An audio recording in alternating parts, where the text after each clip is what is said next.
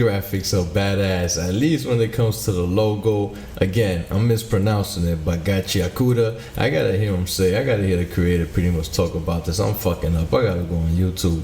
But it looks like you got 3 Illuminati eyes on some clouds and the whole logo. I'm not gonna lie, the graphics, I mean the imagery on this, it looked fire as hell. Okay, so this new anime, Gachiakuta, if I'm pronouncing it right, which I know I am not. I'm listening to it in English dub. Normally I like to listen to it in the Japanese and then just read it. But it's on English, so fuck it. We running with it. Apparently this takes place in the future? Maybe? I honestly don't know. All I know is that it gives me Attack on Titan vibes when it comes to the division of rich and poor, or how do I say it? Black Clover. Better yet, Black Clover. I'm thinking Attack on Titan because of the division with the wars that they actually have in this anime. It's giving me One Piece, Celestial Dragons, rich versus poor vibes as well. So this young dumpster diver pretty much gives off like he got supernatural kind of abilities, because as you see him getting shot at and he's maneuvering pretty fast, he's over here dodging bullets going like at lightning speed, and then his eyes seem to like lock in and I don't know, it seems like he has super abnormal powers. The good thing I would like to say about this anime, not only is it kind of like mysterious looking, it kind of has the same like graphics to me as Death Note. Kind of gives me Death Note vibes when it comes to like the graphics. But the one thing I do like to say is like a story, it's a well written story, because as you can see they give us a glimpse of pretty much the main enemy in this episode, but they keep it real subtle, they don't really say too much. The one thing about these animes that really come out, I guess the studios got a lot of money, or they gotta like put out stuff from the creators that they hire. But at the end of the day, you kind of need to understand that if you want an anime to go to the next level and be something iconic for like a whole century or more, or whatever, you know what I'm saying, for a lifetime, you got to think about the main character being appealing to everyone. You gotta want to be this main character, from females to males to babies to everybody, young kids, old people, they gotta relate.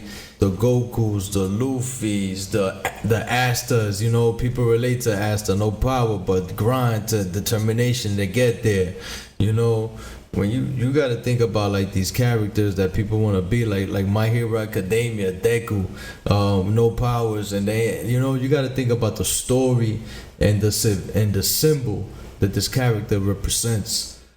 So when you're making an anime, I know most of you creators, you want to put a lot of emphasis onto all of your characters, but you got to think about like the Gons and the Killuas, you know, like you can't give it to everybody, but if you focus on 1 or 2, you know, take it to the moon, and then you gotta make people want to tune in, and you know, like people want to be like the Gojos, you know, like fucking cool as hell. And what's the other one for Demon Slayer? Hey, you want to be like Oda Hashiras from Demon Slayer, because they all fire, you know. So at the end of the day, you got to think about that. So when it comes to this anime, I won't lie, the design of the kid, you know, he got the big gloves and the bummy clothes, you know, and the mystique with the hoodie, it's there. And then they got the old school graphics, like I said, like Death Note and Full Metal Alchemist.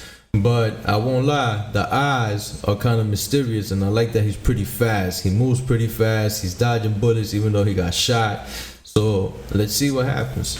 It has potential in my personal opinion, but let's see what the creators do with it, where they take it, where the imagination runs. To be honest, I really don't know if Chiwa gave up on him, but it looks very convincing. But I'm one of those that I'm like, it's episode 1, you know, maybe she just gave in to the crowd for the time being.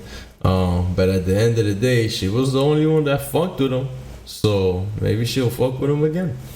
But that's to say if he even wants her to fuck with him.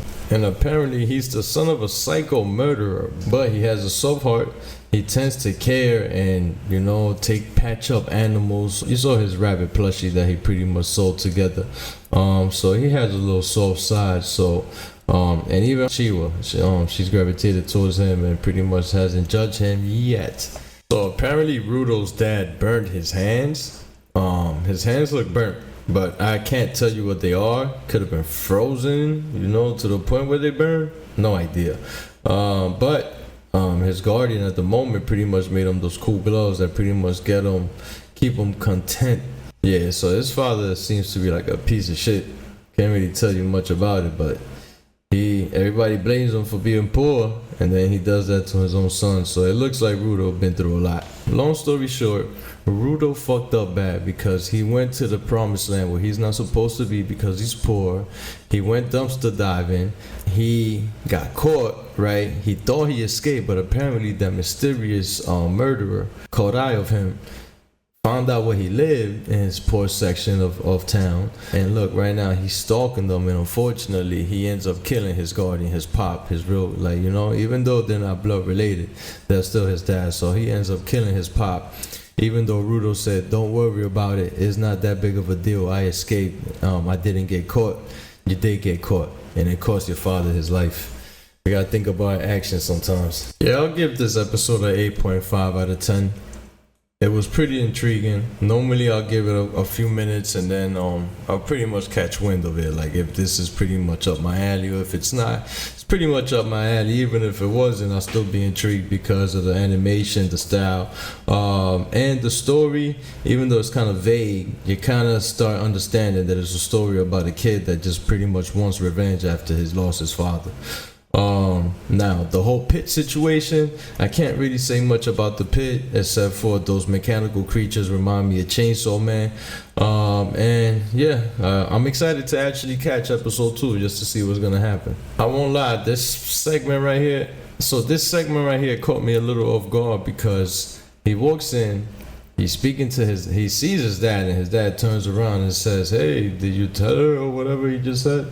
But as he's staring, he's already dead on the floor, being stabbed by the murderer. So, did he really say that? Did he envision it? Or was he stabbed? I don't know what just happened, but yeah. The problem is, he could have killed Rodu, but he didn't kill him. He knocked him unconscious after he killed his pop. So, if you were after him, see, that's where my logic gets pretty much, I guess, thrown out the window. Because if he was after him, then why would he just kill his father and keep him unconscious and not kill him? Unless he's one of those guys that wants him to live in misery, so my theory comes right back in through the window, through the main door, because that could be it. It could be one of those sinister assholes that pretty much finds pleasure in their pain by making him lose his loved ones. Could be some Joker shit, but it could be something that the father had a depth, and then he used the kid to find the father, I don't know. Yeah, that could be it. That could be it. He just picked up a book and walked out the door. If you kill somebody, pick up a book and walk out the door without killing the other person, it means you ain't even try to kill you just needed that book. You didn't even want to kill everybody. So apparently he was after that book. I think. Oh man. Well, not I think. It's pretty fucking obvious. But fuck all these theories I'm creating in my mind. I don't know, man. It's just wild how he gets tased and thrown into the pit. Like nobody knows him. Can nobody walk? Like, does nobody know the man that died as well? Could say, hey, that's his son. Like, he wouldn't kill him? Like, the fuck? Like, I don't know. And how did the police find out? I'm guessing the Shadowed Warrior tipped them off. Like, hey, there was a murder. I don't know. Because as you saw, he saw him fall through the pit at the end. So, I guess he had a vendetta against that family. It broke my heart. I knew you wasn't loyal, baby. Like, how could you not be intrigued? He fell for like a whole day when he landed on the pit. When they threw that man down that pit, it was like a full day of him falling. And then he falls, so of course he gotta be abnormal. He gotta have some supernatural kind of abilities. Because if I fell from that distance for like a whole fucking day onto bags of fucking feathers, I would think I would die. So he fell into trash. And trash is what? Fucking pipes, bags, anything up at bricks. It could be trash, fucking trash, right? Sneakers, food, all that nasty ass shit, man. You fell into that. And then it stinks.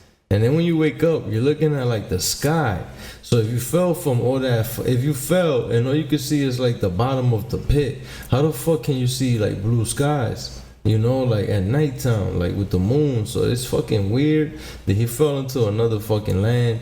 I don't know. So it intrigues me to see episode 2. Man, Eustace Kid will be he'll be the king of the pit. Imagine Eustace Kid in the pit.